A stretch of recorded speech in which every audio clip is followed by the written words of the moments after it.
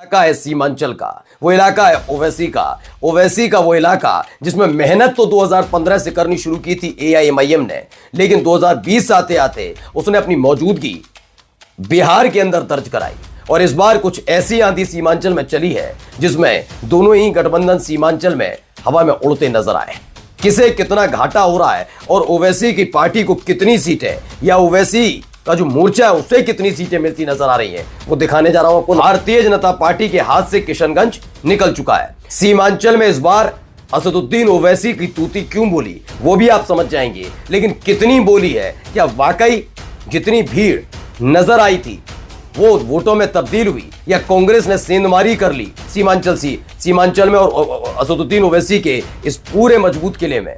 दोस्तों, बिहार में MIM party का जलवा, एमआईएम पार्टी जो है बिहार में किंग मेकर बन सकती है। जी हां दोस्तों, जो एग्जिट पोल निकलकर सामने आ रही है जिसने सभी की नींद उड़ा चुकी है, जिसने सभी पार्टी को परेशान करके रख दिया है। जी हाँ दोस्तों, आज मैं आप लोगों को एक वीडियो क्लिप दिखाऊंगा टाइम्स एक्सप्रेस का, जिसमें आप देखेंगे कि किस तरह से बिहार में तकरीबन 20 सीटें एमआईएम की पक्की हो चुकी है। 20 सीटें एमआईएम के खाते में खुलने वाली है और एमआईएम जो है बिहार में किंग मेकर बन सकती है। बिहार में एमआईएम पार्टी जो है सरकार का हिस्सा बन सकती है। दोस्तों, बहुत ही इम्पोर्टेंट ये वीडियो है, इसलिए जितने भी इस वीडियो को देख रहे हैं, ख़ास तौर से एमआईएम के चाहने वाले, असदुद्दीन ओवैसी के जितने भी फ़ैन हैं, उन सभी से हम रिक्वेस्ट करेंगे अपना कीमती टाइम निकाल कर इस वीडियो को पूरा देखिए, लास्ट तक देखिए और जितना हो सके इस वीडियो को ज़्यादा से ज़्यादा शेयर ज़रूर कीजिए।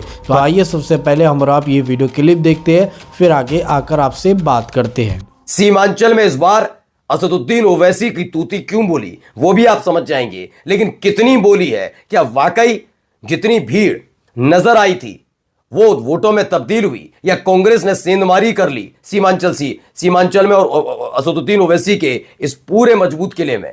बार बार आप कहेंगे सीमांचल मजबूत किला, जी हां, जब आपके नाम की तूती पूरे इलाके में गूंजने लगे और उसमें भी अगर आप कुछ सीटें आप हार जाते हैं तो आपके किले में सेंधमारी है।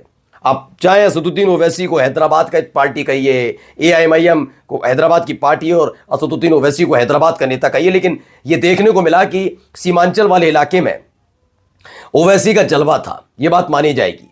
ठीक है, अब आइए पहले पूर्णिया में कितनी सीटें हैं? 7। कटिहार में 7। पूर्णिया और कटिहार में 7-7 सीटें हैं विधानसभा की। अब आइए अररिया, जहां पर 6 सीटें और किशनगंज की 4 सीटें हैं। कुल मिलाकर ये बनाती हैं 24 सीटें। और ये जो 24 सीटें हैं इसने काफी कुछ बिहार का समीकरण बदला है। हमने पहले भी आपको बताया था कि जिस तरह के हालात बनते नजर आ रहे हैं उसको देखकर लग रहा है कि इस बार बिहार में जो खेल होगा वो खेल होगा किंग मेकर का भी। फिलहाल महागठबंधन जीत की तरफ हमारे हिसाब से बढ़ती नजर आ रही है, लेकिन अगर इधर उधर भी खेल हुआ तो जितनी सीटें असदुद्दीन ओवैसी के मोर्चे को मिल रही है, फिर मैं दोहरा रहा हूं, मोर्चा, एआईएमआईएम अकेला नहीं, असदुद्दीन ओवैसी का जो मोर्चा है उसने पिछले बार की तुलना में 4 गुना बढ़ोतरी कर ली है। ये मोर्चा बनाना कितना जरूरी और कितना लाभदायक रहा असदुद्दीन ओवैसी के लिए, यह समझना जरूरी है। पहले तो समझिए किसको कितनी सीटें मिल रही हैं। जैसे हमने पहले वाला आपको आंकड़ा दिखाया था उसी हिसाब से हम चलते नजर आएंगे, लेकिन पहले आप समझिए साल 2020 में इन्हीं 24 सीटों पर एनडीए, महागठबंधन और एआईएमआईएम को कितनी सीटें मिली थी। तो इसमें एनडीए को 12 सीटें मिली थी, सबसे ज्यादा। 24 में से आधी सीटें अकेले एनडीए के पास थी। क्या बीजेपी के पास इतनी सीटें थी? नहीं, अकेले बीजेपी नहीं थी। बीजेपी के अलावा जो जनता दल यूनाइटेड है उसके पास सीटों का बहुत अच्छा का जखीरा था इस पूरे इलाके में कि 12 सीटों पर अच्छा दबदबा। अब आते हैं महागठबंधन के पास कितनी सीटें? 7 सीटें थी। और एआईएमआईएम ने पिछली बार 2020 में 5 सीटें जीती, जिनमें से 5 विधायकों में से 4 बागी हुए, चारों के चारों आरजेडी में चले गए, यानी सीमांचल में बढ़कर रेट हो गया था 11। 7 पहले ही महागठबंधन ने जीती थी और 4 विधायक एआईएमआईएम के टूट कर पहुंचे थे आरजेडी के पास, यानी 11 हो गया था आंकड़ा। एआईएमआईएम के पास सिर्फ 1 सीट रह गई थी। ठीक है, अब यह आंकड़ा क्या कहता है जरा समझिए। पहले तो 7 सीटें महागठबंधन, सोचिए उसमें कांग्रेस भी है, उसमें आरजेडी भी। आरजेडी दावा करती है कि वो मुसलमान हितैषी, कांग्रेस मुसलमान हितैषी, तो ये क्यों आ रहे थे? तब यह कहा गया था कि महागठबंधन को हराने का काम एआईएमआईएम ने किया।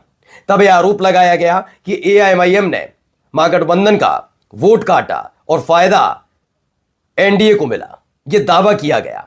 जबकि इसी तरह का जो टैग लगाया जा रहा है लगातार एआईएमआईएम पर, उसे हटाने और मिटाने के लिए ही एआईएमआईएम ने इस बार उनके प्रदेश अध्यक्ष आरजेडी के दफ्तर गए थे ढोल बजाते हुए, और आखिरकार इंडिया गठबंधन में उन्हें शामिल नहीं किया गया। यानी सीमांचल का वो मुसलमान जो जिसने महागठबंधन को भी वोट दिया है, एनडीए में जेडीयू को भी वोट दिया, वो देख रहा था कि एनडीए में बीजेपी है, वो बीजेपी जो वक्फ संशोधन कानून लाई, ठीक है, वो है, और साथ किसने दिया? एलजेपीआर ने दिया, जेडीयू ने साथ दिया। तो जब ये पार्टियां बीजेपी को सपोर्ट कर रही हैं और बीजेपी मुसलमानों वाला मसला उठाती है ऐसे करके, तो इस बार जेडीयू और एलजेपीआर को घाटा हुआ है, नुकसान हुआ है सीमांचल वाले इलाके में। अब आते हैं महागठबंधन को। महागठबंधन को इसलिए भी हुआ कि महागठबंधन ने देखा, मुसलमानों ने देखा कि महागठबंधन में शामिल होने का पेशकश की गई, नहीं माने। ऊपर से उप मुख्यमंत्री वाला मसला, तो ये जो 7 सीटों वाला है इसमें भी और ज्यादा नेगेटिव होता है। पहले तो एनडीए से शुरू करते हैं। क्या 12 सीटों वाला अपना 2020 का प्रदर्शन एनडीए दोहरा पाएगी? तो जवाब है नहीं। सुपड़ा तक साफ हो सकता है सीमांचल से, और ज्यादा से ज्यादा 1 सीट एनडीए के खाते में ज्यादा से ज्यादा 1 सीट आएगी, ये क्लियर है। यानी 110% का नुकसान होने जा रहा है एनडीए को। 1 सीट आने की उम्मीद जताई जा रही है, मात्र 1 सीट, जिसके आधार पर यह सीमांचल का चुनाव जो लड़ा उसके बाद का स्थिति है। 0 या तो सुपड़ा साफ होगा, यानी ज्यादा से ज्यादा 1 सीट। महागठबंधन क्या वैसा दोहरा पाएगी? हां, लमसम वैसा दोहरा सकती है। 4 से 6 सीटें आने की अनुमान है कि महागठबंधन ज्यादा से ज्यादा 4 से 6 सीटें जीतेगा। लेकिन क्या महागठबंधन को नुकसान पहुंचाया एआईएमआईएम ने? जी हां, ज्यादा से ज्यादा 1 या 2 सीटों पर नुकसान ज्यादा होगा। बाकी एनडीए को तगड़ा नुकसान हुआ है, जेडीयू को सीमांचल में तगड़ा नुकसान हुआ है एआईएमआईएम की वजह से। यानी कि जो बार बार बी टीम करते थे, उनकी बोलती बंद होने जा रही है, क्योंकि एआईएमआईएम 18 से 20 सीटें जीतने जा रही है।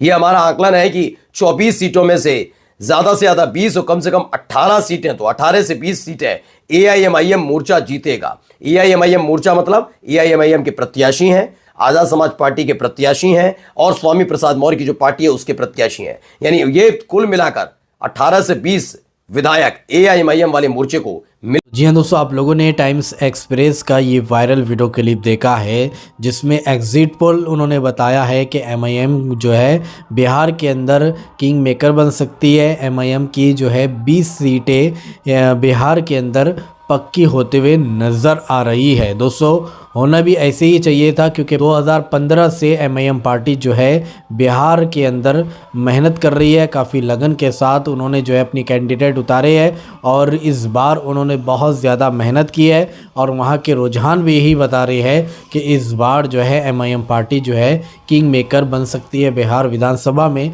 अब देखते हैं दोस्तों, 14 नवंबर को जो रिज़ल्ट निकल कर सामने आएगा वो यकीनन सबके होश उड़ा देगा। दोस्तों, आपको क्या लगता है कि बिहार में एमआईएम पार्टी जो है कितनी सीटें जो है निकाल सकती है? एमआईएम पार्टी की जो है कितनी सीटें वहां से आ सकती है? तो कमेंट में अपनी राय हमें लाजमी बताइएगा। तो चलिए दोस्तों, इसी तरह की इन्फॉर्मेशन लेकर आपकी खिदमत में एक बार फिर से हाजिर होंगे। जब तक अपना ख्याल रखिए और अपने इस भाई को अपनी दुआ में याद रखिए। अल्लाह हाफिज़।